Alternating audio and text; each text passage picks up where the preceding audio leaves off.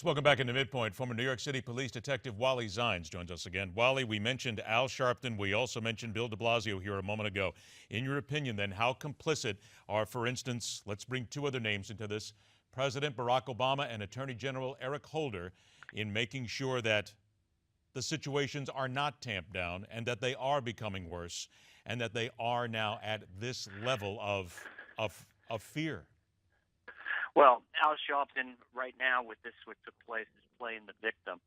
And, it's just not right. He is an antagonizer in this particular situation. He does not like cops. You can go all the way back to Tawana Brawley when that case happened. And the fact that he was an informant with law enforcement just to save his own skin. But the thing that bothers me is that it's too late. It's way too late. Himself, the president and the attorney general, just their comments. It does not. They're not part of, law enforcement. And these are the ones that we're the foundation of this country. We're here to keep peace and order. Believe me, no matter what happens in New York City, where the police department is upset with the mayor, they're still going to respond to every single call and protect these citizens because that's their job and that's the oath they took. But is there any doubt in your mind that the president and the attorney general both have responsibility in what happened? Absolutely. Absolutely. They should be here at the funeral of these two slain, executed officers when we have it this week. Really. I mean, this is just a tragedy. This goes out to every law enforcement member. And yes, we have to be vigilant. We have to concern. We want to go home at night to see our families. We bleed, eat, and do everything the same as everyone else in this society. But we have to work as a society. Wally, let's say this much for all these cops here. There's a lot of great cops out there. But let's also be very honest here. There are some cops out there that are not what you would consider to be the best of the best. You've got problems. Is it time for the various police unions to get involved and to clean these people out, to work to clean out the bad eggs, get them out, and make sure that the police department is 100% responsible and trustworthy at all times?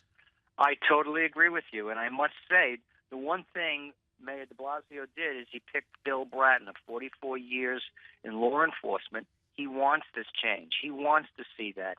And yes, you're absolutely right in what you say in every group, whether it's the police departments or whether it's the media, whether it's big business, you're always going to find good and bad. And the name of the game is the majority of our cops throughout the United States are great people. Let's ask about cops now. I mentioned at the top of this interview that there's a target, a bigger target than ever now on cops. Is it, in your opinion, again, as an officer who's been there, now very likely that this has created a dangerous situation here thanks to the Sharptons, the Holders, the others of the world who have now made it more dangerous for civilians because every single cop everywhere now is going to be walking around with his or her hand on their service weapon at a hair trigger right now, knowing that anybody could come out of the woodwork and shoot them simply for a revenge motive? Well, it's what you're saying is very true, that cops will be more vigilant. And also, remember one thing, that law enforcement, whether it's city, state, or federal, throughout our country, are professionals, and they're trained what to do in these type of situations.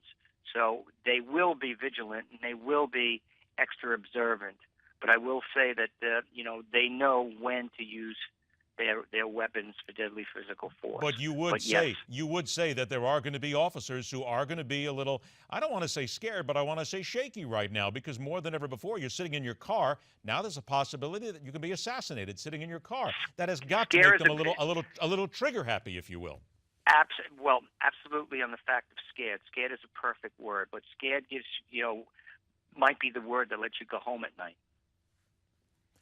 With regard to one note made today, in New York City, police across the U.S. on alert. There is now a note in the NYPD that officers should not make arrests unless absolutely necessary in light of what happened. 30 seconds left. Does that concern you?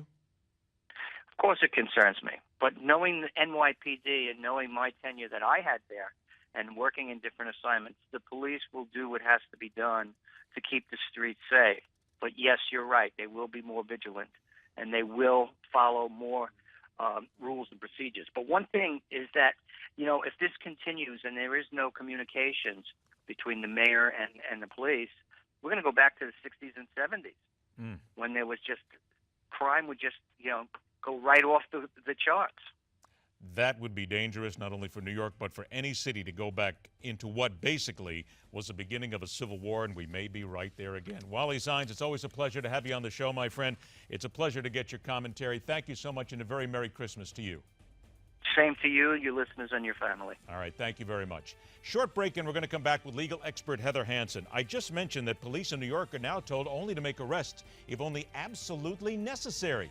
What does that mean legally? That and more on MidPoint.